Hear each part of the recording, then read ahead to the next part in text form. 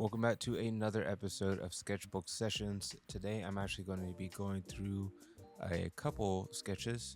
I just got a brand new sketchbook from Lita Art Supply, so I actually used their sketchbook for my last one as well.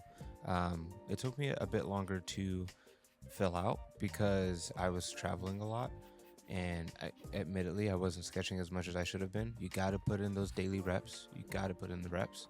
But I got a new one, and I'm dedicated to trying to get this one filled with some really awesome and varied sketches. So this is actually my first sketch in the sketchbook, and it is going to be kind of a pose of a guy sitting on a bench. And in this sketch, I am following a reference, and it's a stylized reference from the artist Eliza. I really love her work. She's a great artist. Um, but I do take some creative liberties in here, as anyone should. I think when you're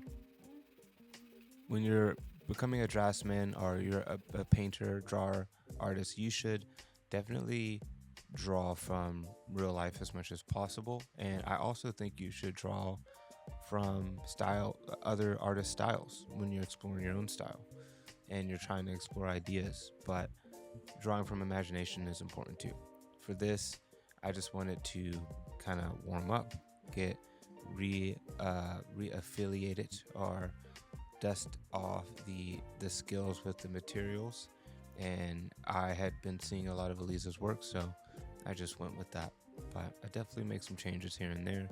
The other thing is, I think the fisherman beanie kind of caught my eye because I'm a big fan of fisherman beanies. It's like one of my staples. I wear them pretty often.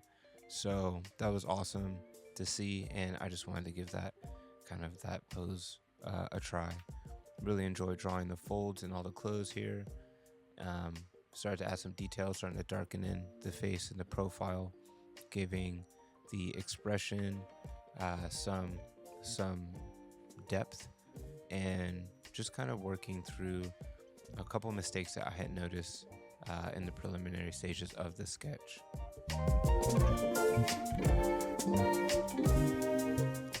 And as for the process for this, just to speak on that a bit more, you can see that I usually put in a light sketch to start, and I try to get that form dialed in before I go with a darker pencil, because I just want to be confident in the actual sketch before I move on, because picking up some of those darker lines and those darker marks is a lot harder to deal with, and you might see that a little bit later on in the sketch as well.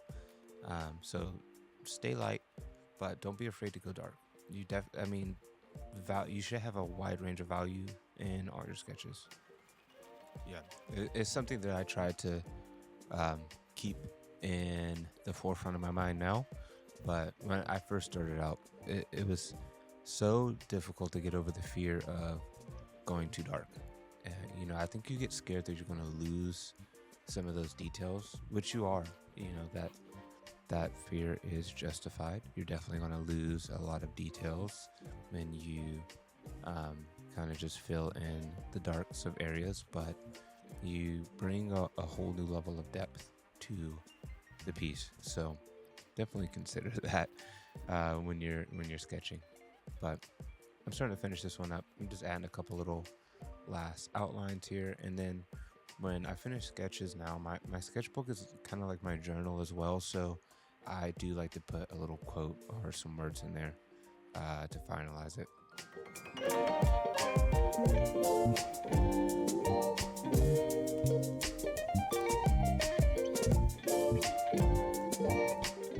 Alright, so for this next one, I was feeling pretty warmed up. Like, I thought, alright, let's jump into something a little different, and I started to bring a little bit more of my style into this, but I just wasn't feeling it in the beginning for some reason. And you can see that I kept going back and forth, erasing and figuring out areas, and eventually I got somewhere where I was starting to enjoy it, and it took a pleasant turn later on. But sometimes you just got to feel something out.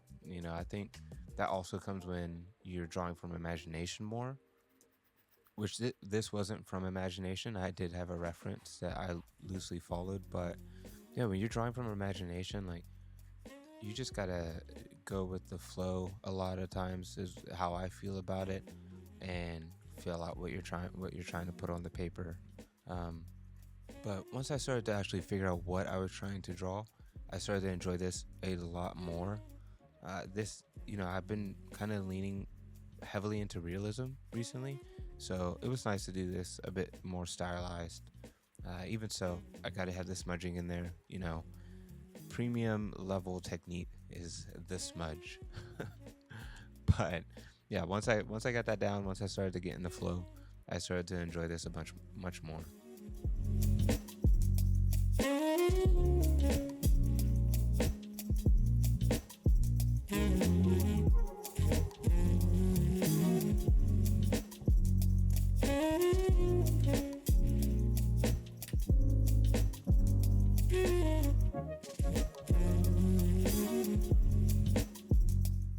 Starting to darken a lot of those areas that I kind of put down earlier, and try to cover up some of those past mistakes in there as well. And then I kind of just went for something unexpected with this hairstyle, which was so much fun to actually work on. But I, didn't have anything in mind for the hairstyle. And now that I've gone down this idea, like pipeline with this like Afrocentric Afro punk style hair, I think I'm gonna do a couple more pieces like this, or maybe even develop this into an original character of some sort. I have a bunch of original characters that I need to work on, but I don't know. This was just really fun to figure out and to add texture to and draw and render. And I feel like I haven't seen anything like this, like this Afro Mohawk style punk thing. And I'm sure it's out there. I probably just haven't seen it, or maybe I have seen it and then subconsciously just brought it out. Um, but I definitely don't see black hair like prominent in pop pop art or like entertainment, conceptual art, video game art. So it's something that I want to explore more. Obviously I want to show more of my own culture within my work, but I also want to just draw something that's just fun and enjoyable. And damn, going hard with the stippling there. But yeah, just draw something that's just fun and enjoyable. And I think this Afro punk style hair, like a series on it, or just like an explorative practice around it, would be really fun. And I think there's a lot to be explored there. There's there's more than just the Killmonger cut. If you know if you know, you know. But like, there's more options than just the Killmonger cut, which I love. I actually used to have the Killmonger cut before it became that. Um, but there's more options. And I actually seen it in a video that they are making, or they've already created a algorithm to help having more variety for black hairstyles in games. So it's what we're working our way down that line. For this last sketch, I actually had a reference of Rico Nasty for the image, and I took some creative liberties, as I do in all of them, but it follows the sketch or follows the portrait photo of Rico pretty closely. I've been listening to a lot of her music recently. They slap, obviously, but I did something different in this one that I wasn't expecting with her eyes, and the heart eyes, and also with the little acne patch, I think is what it's called. Yeah, I kind of love those. I've been loving those recently as well, because I feel like it brings a new attitude to something. Like, typically you'd want to hide your pimples or acne, whatever's. But like this patch like draws attention to it. Like they're bright, they're poppy, like they stand out, and it's just a nice juxtaposition, like new way of thinking about something that you typically would want to hide, and instead bring more attention to it, and in a roundabout way still hide it. Like, you, instead of hiding it, you redefine it, and I like that concept.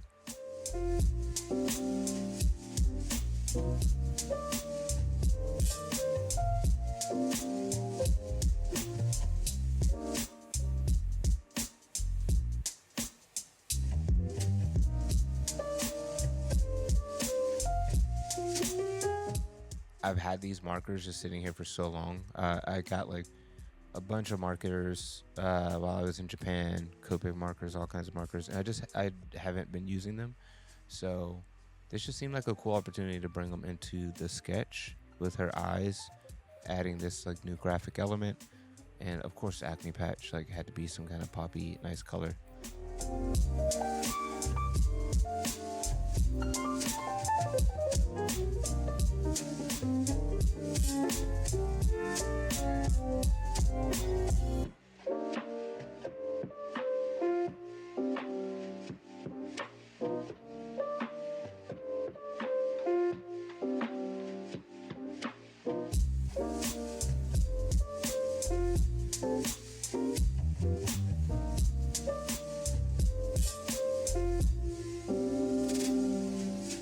And still, I'm adding some shading in on the eyes here with like pencil on top of the marker, which I've never tried before, and I think it worked out really nicely, and I want to do more with it.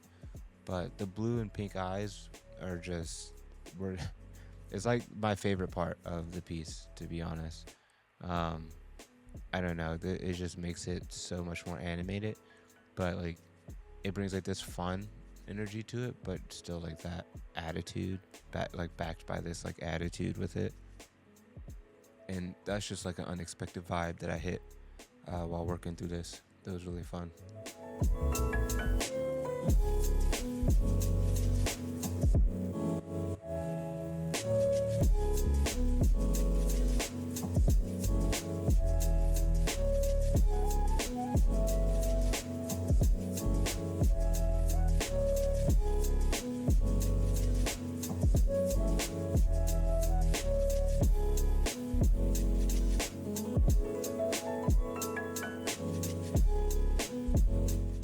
And then I just start bringing out the braids, like drawing the braid outline. And I actually followed the um, the original reference or the color of the braids, and probably which is why I brought the blue into the face. But her braids in the reference are actually blue, so I think that just like completes the composition a bit more, adding that blue back into the braids and using that the technique of like drawing like shading on top of it. It just, yeah, it completed it for me. But I'm gonna let the rest of this video play out, enjoy the sketch, and I'll check back in right at the end.